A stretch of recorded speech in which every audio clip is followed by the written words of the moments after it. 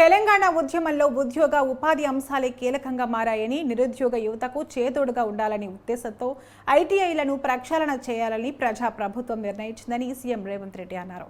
మల్లేపల్లి ఐటీఐలో నోటీసులకు తెలంగాణ ముఖ్యమంత్రి రేవంత్ రెడ్డి శంకుస్థాపన చేశారు. ఆ మేరకు వాటిని అడ్వాన్స్డ్ ట్రైనింగ్ సెంటర్లుగా అప్గ్రేడ్ చేయాలని నిర్ణయించామని అన్నారు.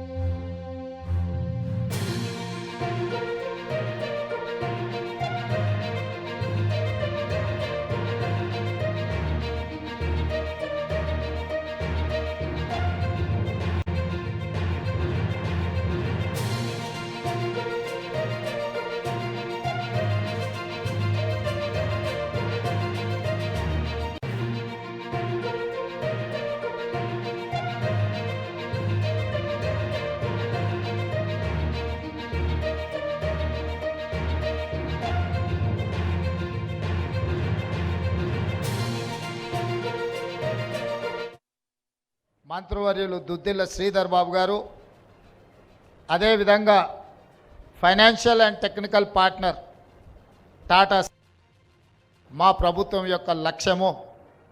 ఆ లక్ష్యంతోనే మా ప్రభుత్వం ఏర్పడిన వెంటనే ప్రజాపాలనలో భాగంగా రాష్ట్రం నలుమూలలో ఉన్న ప్రభుత్వ ఐటీఐలు అన్నిటిని కూడా వాటిని వివరాలు తెప్పించి ఈనాడు ఆ ఐటీఐలు నిరుపయోగంగా మారి విద్యార్థులు అందులో చేరకపోవడమే కాదు, అక్కడ నేర్పిస్తున్న ఏ నైపుణ్యం కూడా వాళ్ళకు ఉద్యోగ ఉపాధి అవకాశాలు కల్పించలేని పరిస్థితి.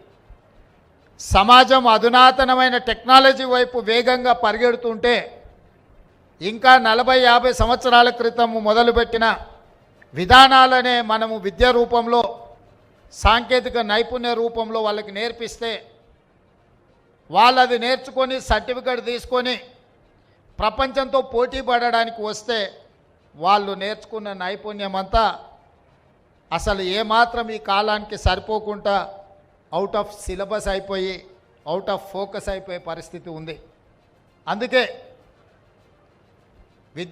విద్యార్థులు, నిరుద్యోగ యువకుల యొక్క ఆలోచన తెలిసిన వాడిగా మిమ్మల్ని అందరినీ మా కుటుంబ సభ్యులుగా భావించి, మా తమ్ముల్లో మా చెల్లెల్లో ఒకవేళ ఉద్యోగ ఉపాధి అవకాశాలు లేకపోతే కుటుంబ సభ్యుడిగా, కుటుంబ పెద్దగా వాళ్ళకి ఎలాంటి నైపుణ్యాన్ని నేర్పించాలి, వాళ్ళకి ఎలాంటి ఉద్యోగ ఉపాధి అవకాశాలు కల్పించాలన్న ఆలోచన చేసి అధికారులతో సంప్రదించి మనసు పెట్టి చేసిన ఆలోచననే ఈనాడు ఏర్పాటు చేసిన ఏటీసీలో అడ్వాన్స్డ్ టెక్నాలజీ సెంటర్స్ అని చెప్పి